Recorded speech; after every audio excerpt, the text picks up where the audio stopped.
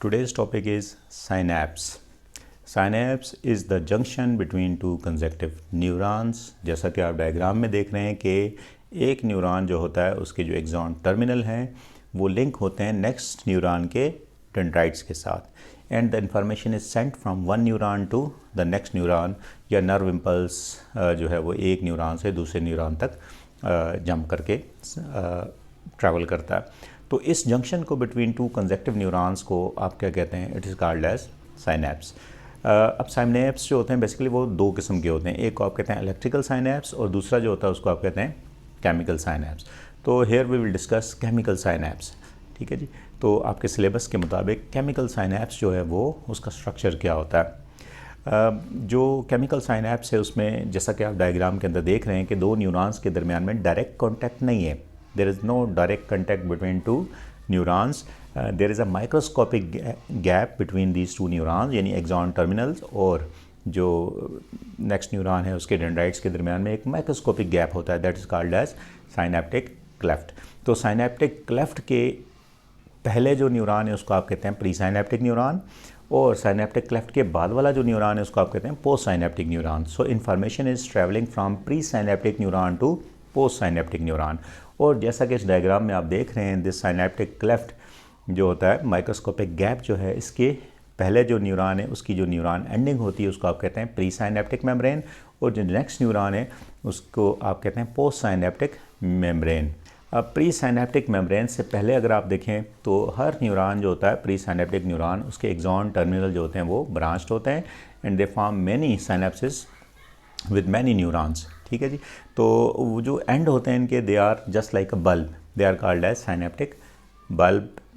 और इसके अंदर there are large number of small vesicles which are called as synaptic vesicles and they consist of chemical which are called as neurotransmitters. जैसा कि आप देख रहे हैं स्ट्रक्चर के अंदर के साइनैप्टिक जो क्लेफ्ट है उससे पहले ये जो बल्ब लाइक एरिया है इसके अंदर साइनैप्टिक वेसिकल्स हैं, दे हैव न्यूरो ट्रांसमीटर्स। अब आप आ जाएँ साइनैप्टिक क्लेफ्ट के बाद वाली जो मेम्ब्रेन है पोस्ट साइनैप्टिक मेम्ब्रेन। तो इसका स्ट्रक्चर क्या है? इसकी स्ट्रक्चर में इस पोस्ट साइनैप्टिक मेम्ब्रेन जो होता है जो पोस्ट साइनैप्टिक न्यूरॉन है उसके ऊपर जो उसकी जो पोस्ट साइनैप्टिक मेम्ब्रेन है डेंड्रॉन स्टार्टिंग के अंदर इसके ऊपर स्मॉल नंबर ऑफ रिसेप्टर्स आपको नज़र आ रहे होंगे। These receptors are called as synaptic receptors.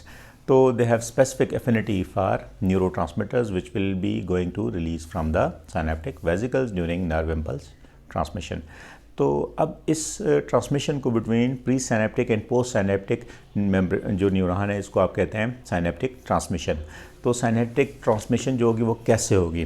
देखें जो इन्फॉर्मेशन है वो आ रही है तो there is no direct contact between two neurons, direct contact कोई नहीं है इनके दरमियान में, there is a microscopic gap that is called as synaptic cleft. So जैसे ही नर्व इम्पल्स ट्रैवल करेगा प्री साइनैप्टिक जो न्यूरॉन है उसके एक्सॉन तक पहुंचेगा, एक्सॉन एंडिंग तक पहुंचेगा, तो it cannot jump from pre synaptic membrane to post synaptic membrane. So जैसे ही ये नंबर वन जैसे ही सबसे पहले ये इन्फॉर्मेशन पहुंचेगी, नर्व इम्पल्स पहुंचेगा, एक्शन पोटेंशियल पहुंचेगा प्री साइनैप्टिक न्यूरॉन की एंडिंग्स तक, तो वहाँ पर कैल्शियम जो होगी उसकी परमेबिलिटी बढ़ जाएगी and calcium is absorb into the axon terminals. वहाँ पर कैल्शियम जैसे एब्जॉर्ब होगा, इसके एब्जॉर्ब होने के बाद जो साइटोस्केलेटन है वो एक्टिवेट हो जाएगा and it will cause movement of synaptic vesicles towards the pre synaptic membrane. ये यहाँ से एक्सोसाइटोसिस के ज़रिए से आके फ्यूज़ होंगे और एक्सोसाइटोसिस के ज़रिए से ये जो वेसिकल्स हैं ये आके अटैच होंगे मेम्ब्रेन के साथ, फ्यूज़ होंगे and then they will empty themselves into the synaptic cleft, ठीक है जी। तो जो न्यूरो ट्रांसमीटर्स के जो वेसिकल्स थे उनमें से कुछ वेसिकल्स आके फ्यूज़ हो जाते हैं और वहाँ से अपने कंटेंट्स होते हैं वो साइनैप्टिक क्लेफ्ट के अंदर रिलीज़ कर देते हैं। अब जैसे ये रिलीज़ होते हैं वहाँ पे माइक्रोस्कोपिक गैप के अंदर, वहाँ पर जो डिफ्यूजन के ज़रिए से ये पहुँचेंगे पोस्ट साइनैप्टिक मेम्ब्रेन के रिसेप्टर्स के ऊपर और आने के बाद वहाँ पे अटैच हो जाएंगे और जैसे अटैच होंगे इनकी अटैचमेंट के साथ ही जैसा आप देख रहे हैं यहाँ पर कुछ परमेजेस जो होते हैं ये ओपन हो जाते हैं। ये परमेजेस सोडियम चैनल्स जो होते हैं ना दे गेट ओपन। अब सोडियम जैसे ही अंदर राशन करेगा, चूँकि सोडियम बहुत बड़ी क्वांटिटी में होता है बाहर में, जैसे कैल्शियम था पहले बाहर आपने देखा ज़्यादा था, diffusion and causes movement of synaptic vesicles and exocytosis and release of this material into the synaptic cleft. बिल्कुल ऐसे ही यहाँ पर सोडियम चैनल ओपन होंगे, तो पोस्ट साइनेप्टिक मेम्ब्रेन पर जो सोडियम चैनल हैं उनके ओपन होने के नतीजे में sodium will rush and it will develop an action potential. तो रेस्टिंग मेम्ब्रेन पोटेंशियल जो होगी वो एक्शन पोटेंशियल शो करेगी यहाँ पर due to entrance of large number of sodium positively charge sodium ion into the post synaptic membrane. It is called as excitatory post synaptic potential. ये जो होगा ये वहाँ पर एक्शन पोटेंशियल जनरेट कर देगा। So nerve impulse is not directly jumping from pre synaptic membrane to post synaptic membrane, जैसा आप देख रहे हैं। एक्चुअली क्या होता है, केमिकल ट्रांसमिशन होती है यहाँ पे। केमिकल जो होते हैं, न्यूरो ट्रांसमीटर जो होते हैं वो यहाँ पर रिलीज़ होते हैं, और साइनेप्टिक ट्रांसमिशन में जो केमिकल साइनेप्स हैं उसमें न्यूरो ट्रांसमीटर जो होते हैं वो पोस्ट साइनेप्टिक मेम्ब्रेन के अंदर एक्शन पोटेंशियल जनरेट करते हैं, जिसको आप कहते हैं एक्साइटेटरी पोस्ट साइनेप्टिक पोटेंशियल। तो अब ये जो न्यूरो ट्रांसमीटर हैं जब ये अटैच होते हैं और सोडियम चैनल ओपन हो जाता है तो उसके फ़ौरन बाद इन न्यूरो ट्रांसमीटर्स को डाइजेस्ट कर दिया जाता है with the help of enzyme, इसी साइनेप्टिक क्लेफ्ट के अंदर ही। जैसे मिसाल के तौर पे एसिटाइल कोलिन के जो न्यूरो ट्रांसमीटर्स हैं जो रिलीज़ होकर पहुंचते हैं और पोस्ट साइनेप्टिक मेम्ब्रेन पे excitatory post synaptic potential generate करते हैं, तो इनके जो एक्शन पोटेंशियल जनरेट करने के फ़ौरन बाद कोलिनेस्ट्रेज एंजाइम जो होगा, एसिटाइल कोलिनेस्ट्रेज जो एंजाइम होगा वो एसिटाइल कोलिन को हाइड्रोलाइज कर देगा, और उसके बाद ये एब्जॉर्ब हो जाएंगे मेम्ब्रेन से, और वहाँ से आगे जो सोडियम चैनल ओपन हुआ था वहाँ से action potential will again travel just like nerve impulse, जैसा कि प्री साइनेप्टिक मेम्ब्रेन में ये एक्सॉन टर्मिनल तक पहुँचा था। तो अब ये जो ट्रांसमिशन है between pre-synaptic neuron and post-synaptic neuron, it is called as synaptic transmission, and it takes place with the help of these neurotransmitters. These neurotransmitters are released from pre-synaptic membrane and they attach on post-synaptic membrane, and they initiate excitatory post-synaptic potential, and then information will carry on just like a nerve impulse, जैसे कि neuron के अंदर transmission होती है।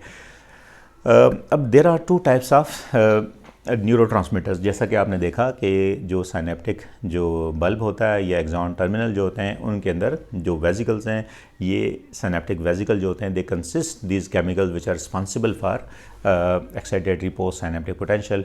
तो इन neurotransmitters के लिहाज से भी आपके पास दो तरह के न्यूरोट्रांसमीटर्स हैं। कुछ हैं एक्साइटेटरी न्यूरोट्रांसमीटर्स और कुछ जो होते हैं दे आर इनहिबिटरी न्यूरोट्रांसमीटर्स।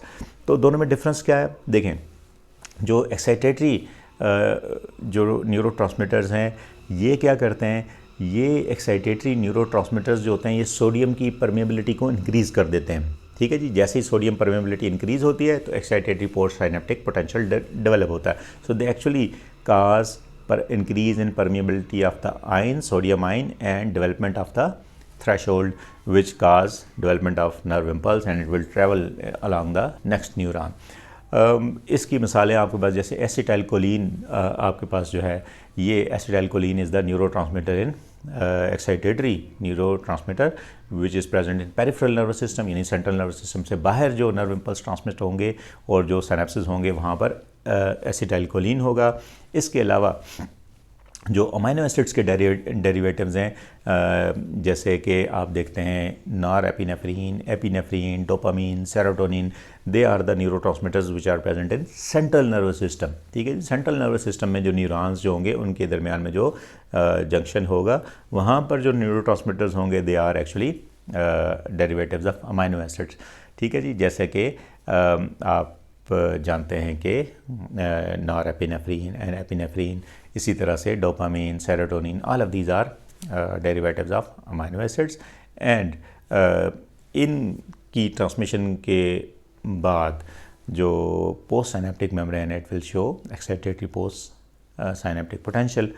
अब जो इनहिबिटरी जो न्यूरोट्रांसमीटर्स हैं वो क्या करते हैं, what are the function of inhibitory neurotransmitters? तो एक्चुअली जो इनहिबिटरी न्यूरोट्रांसमीटर्स हैं ये जब रिलीज़ होंगे प्री साइनेप्टिक मेम्ब्रेन से और साइनेप्टिक क्लेफ्ट में आएंगे, और साइनेप्टिक क्लेफ्ट में आने के बाद जो पोस्ट साइनेप्टिक मेम्ब्रेन है इसमें सोडियम चैनल या आयन की परमेबिलिटी को डिक्रीज़ कर देंगे।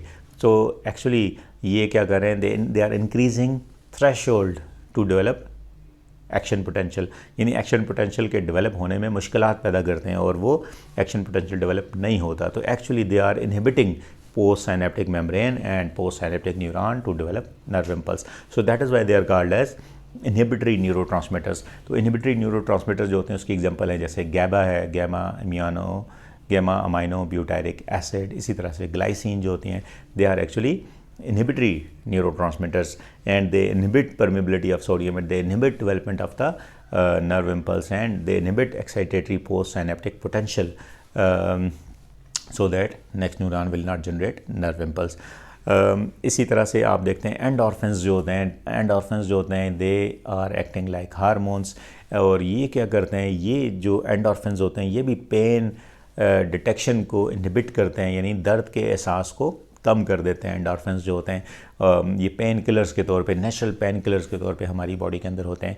तो they are also inhibitory neurotransmitters, they inhibit post synaptic potential, जो उसको डेवलप होने से ये रोकते हैं, जिसके नतीजे में जो हमारे अंदर पेन का, दर्द का जो एहसास है वो कम हो जाता है। और इसीलिए ये एंडोर्फिन्स जो होते हैं, ये मॉर्फिन वगैरह और ये सारे जो होते हैं they are used as a pain killer. ये पेन किलर्स के तौर पे कुछ नेचुरल पेन किलर्स हैं जो हमारी बॉडी के अंदर बनते हैं, और कुछ जो होते हैं they are taken to inhibit pain, like morphine वगैरह जो होते हैं ये कैंसर पेशेंट्स के अंदर उनके पेन की परसेप्शन को, सेंसेशन को कम कर देते हैं। Thank you so much and have a nice day.